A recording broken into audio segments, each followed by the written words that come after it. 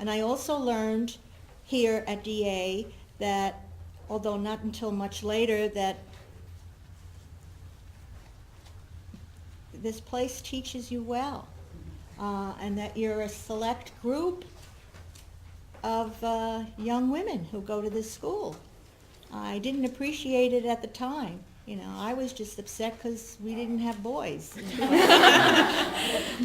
So, but it was being in an all-girls supportive environment that gave me the confidence to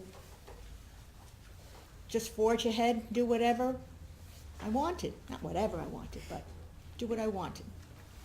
I think you bring up a good point, and this is a great segue based on what Emily and you just said about skills. I think our next question covers skills. So what would you say is the most important transferable skill that facilitates success across different disciplines as well as movement up the career ladder? And if you have one, does a particular accomplishment emerge when you reflect on how your specific skill set helped you succeed? So Vanessa, I'm going to ask you to kick it off this time. Yeah. So I think one of the things that has the biggest impact in terms of future success is how well can you hear the feedback that is being provided to you, right? And oftentimes it's very difficult, but if a sponsor or a mentor or a supervisor is kind of giving you direction and is giving you feedback, the intention is for you to do better, right?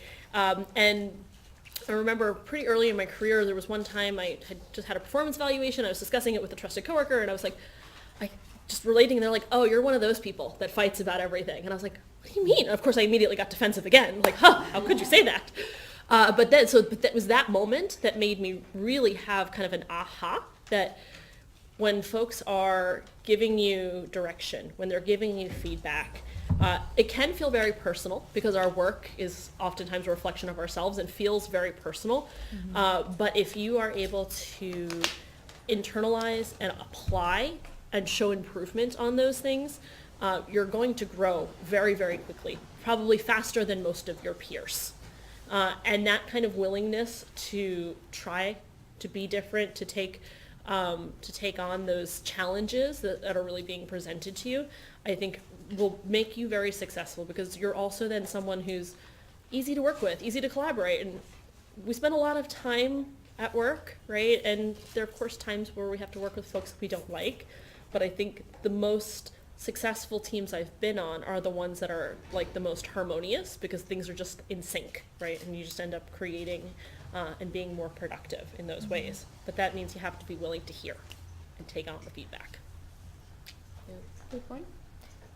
We'll keep the order going if you want to go ahead. I don't think I have anything to add about particular. I do have one thing to add. Communication, I think. Women are noted for their soft skills, like communication, working independently, and I think that soft skills are being actually seeing their heyday again because a lot of employers are putting a lot of emphasis on soft skills, and I'm amazed at how many people I see who are either professors or students at Fordham. I worked. Did I say that? I worked at Fordham. Okay. And who don't have that ability to communicate, and it can be an ability, but it's more often a skill that you have to just work on and acquire and develop. And even if you do have an ability to communicate, there's so many books written on communication, how men and women communicate differently, it's just there's a tome of readable stuff out there, and that you have to hone that skill, and you have to listen actively before you speak up. You have to communicate in a way that makes your message heard by the other person, because you think you're communicating and you're being clear, but if the message is not being received by the other person, then it just ain't happening. That's a great point. Yeah, I mean, I would echo those sentiments as well. I mean, the other layer I'd add is more on relationship management. I'm biased because that is what my career is based on, to be honest. But in that sense, like, communication and being a clear communicator has been critical. and being also like a dot connector, right? So somebody who can see a big picture, who understands where relationships lie, to your point about like a political landscape, right? I think it's really important to be someone who knows how to foster relationships, but not only foster them quickly, and then help them to develop over time, and not only have relationships. Anyone can have a relationship, but those relationships have to pay off over time, right? So if you can't turn those relationships into things that will help you move your team forward or your goals forward, then you need to change, right? So I think there's that, and the other thing I'd add is to have a constant dialogue with yourself around, have an honest dialogue with yourself around where you are at. And making sure you're constantly checking with yourself of, is this where I want to be, where I need to be, and where do I need to go? Because I think those things will help guide whether or not you are in the right place in your career. Because at the end of the day, everyone goes through life stages. Life stages you go through vary at different points. Your needs and priorities will change over time. What you need in your 20s will not be the same as what you need in your 30s, and they will definitely not be the same in your 40s and 50s. It'll also not be the same when you're single or you have family, right? And so I think being honest with yourself, and if you have partners in your life, making sure you're also having that dialogue with the people around you who are being affected by that. So I think that's what I would add. That's a great point. I just want to build on both communication points made before about one thing I recall early, so going through the engineering experience, and one thing I really appreciate about what RPI did was starting sophomore year, you had to take professional development classes. And the first one was about teamwork and working in a team environment, communicating as a team within your team and presenting outwards. And I can't tell you that stereotype of the engineer who can't talk. So many students, so many of my peers came in saying, oh, why do I have to be in this class? I came to do engineering because I don't like talking, I don't like communicating, I can do math, this is whatever. And I, in retrospect, at the time I was like, okay, well, this is a team project, we have to work together, let's find a way.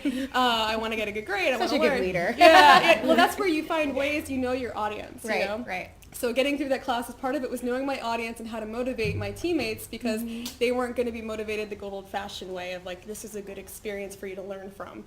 The other thing I would say too, it was totally their loss, because I've heard stories, I never remember if it's Challenger or the other NASA accident, but one of these accidents, basically the engineers knew what was wrong. They just poorly communicated it up the chain, the chain of command, so it wasn't treated as a real risk.